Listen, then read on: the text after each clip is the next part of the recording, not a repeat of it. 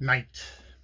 It is fact that ice is always treacherous and not to be trusted. In the middle of the night, the loosened ice cake on Vom Lake moved about until one corner of it touched the shore.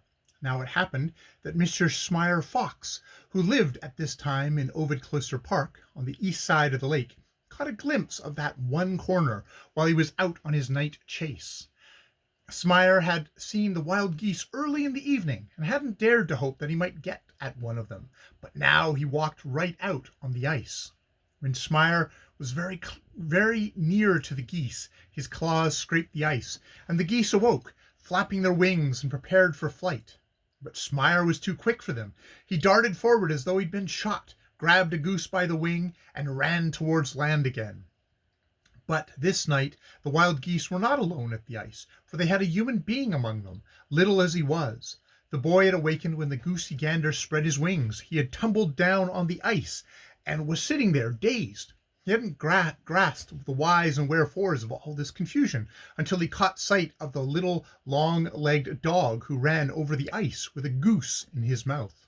In a minute the boy was after that dog to try and take the goose away from him. He must have heard the goosey gander call to him, "Have care, Thumbly Tot, have care!" But the boy thought that such a little runt of a dog was nothing to be afraid of, and he rushed ahead. The wild goose that Smyre Fox tugged after him heard the clatter as the boy's wooden shoes beat against the ice, and she could hardly believe her ears. "Does that infant think he can take me away from the fox?" she wondered. And in spite of her misery, she began to cackle right merrily, deep down in her windpipe. It was almost as if she had laughed. "The first thing he knows, he'll fall through a crack in the ice," thought she. But dark as the night was, the boy saw distinctly all the cracks and holes there were, and took daring leaps over them. This was because he had the elf's good eyesight now, and could see in the dark. He saw both lake and shore just as clearly as if it had been daylight. Smyre Fox left the ice where it touched the shore, and just as he was working his way up to the land edge, the boy shouted, "Drop that goose, you sneak!"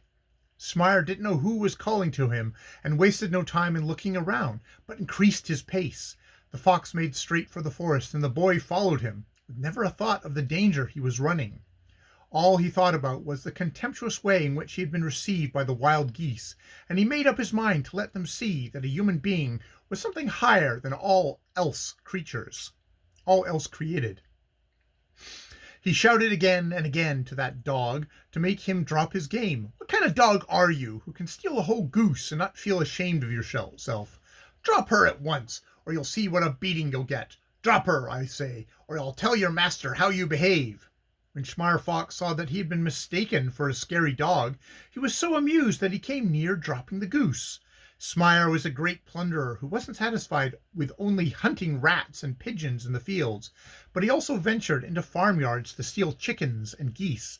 He knew that he was feared throughout the district, and anything as idiotic as this he had not heard since he was a baby. The boy ran so fast that the thick beech trees appeared to be running past him backwards, but he caught up with Smyre. Finally he was so close to him that he got a hold of his tail.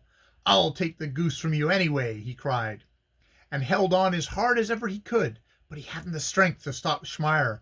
The fox dragged him along until the dry foliage whirled around him.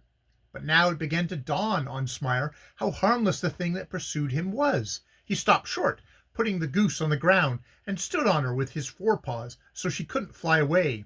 He was just about to bite off her neck, but then he couldn't resist the desire to tease the boy a little. "Hurry off and complain to the master, for now I'm going to bite the goose to death," said he. Certainly the one who was surprised when he saw what a pointed nose and heard what a hoarse and angry voice that dog which he had pursuing had, was the boy. But now he was so enraged because the fox had made fun of him that he never thought of being frightened. He took a firmer hold on the tail, braced himself against a beech trunk, and just as the fox opened his mouth over the goose's throat, he pulled as hard as he could. Smyre was so astonished that he let himself be pulled backwards a couple of steps, and the wild goose got away. She fluttered upward feebly and heavily. One wing was so badly wounded that she could barely use it. In addition to this, she could not see in the night darkness of the forest, but was helpless as the blind. Therefore she could in no way help the boy, so she groped her way through the branches and flew down the lake again. Then Schmeyer made a dash for the boy. "If I don't get the one, I shall certainly have the other," said he, and you could tell by his voice how mad he was. "Oh, don't you believe it," said the boy, who was in the best spirits because he had saved the goose. He held fast by the foxtail, and swung with it to one side when the fox tried to catch him. There was such a dance in that forest that the dry beech leaves fairly flew. Schmeyer swung round and round, but the tail swung too, while the boy kept a tight grip on it, so the fox could not grab him.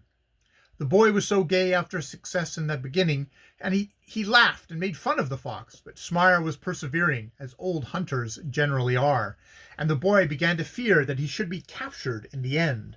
Then he caught sight of a little young beech tree that had shot up as slender as a rod, that might soon reach the free air above the canopy branches which the old beeches spread above it. Quick as a flash he let go of the foxtail and climbed the beech tree. Schmeyer Fox was so excited that he continued to dance round after his tail.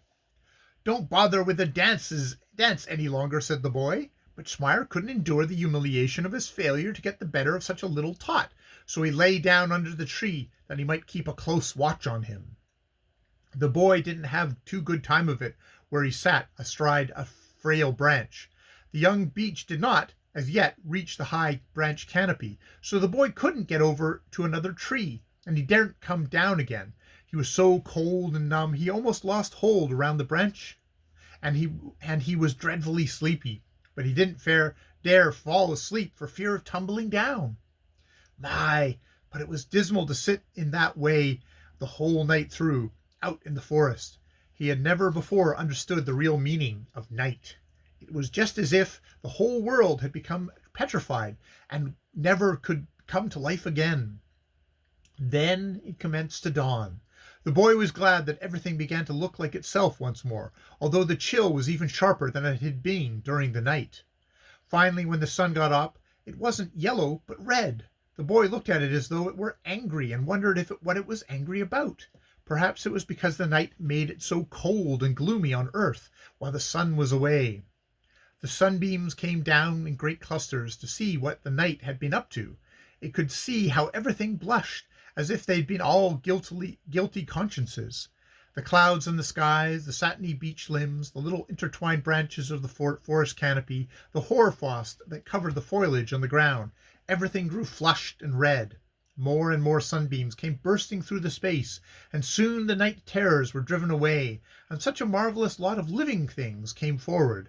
The black woodpecker, with the red neck, began to hammer with its bill on the branch.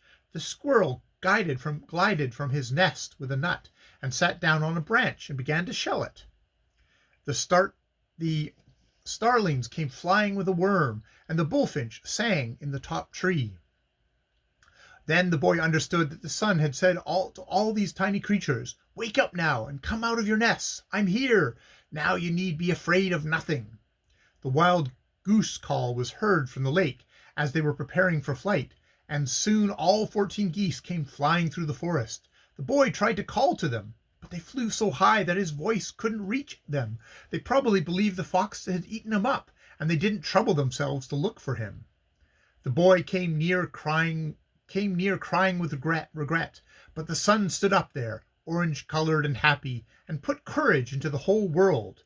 "It isn't worthwhile, Niles Holgerston, for you to be troubled about anything as long as I'm here," said the sun.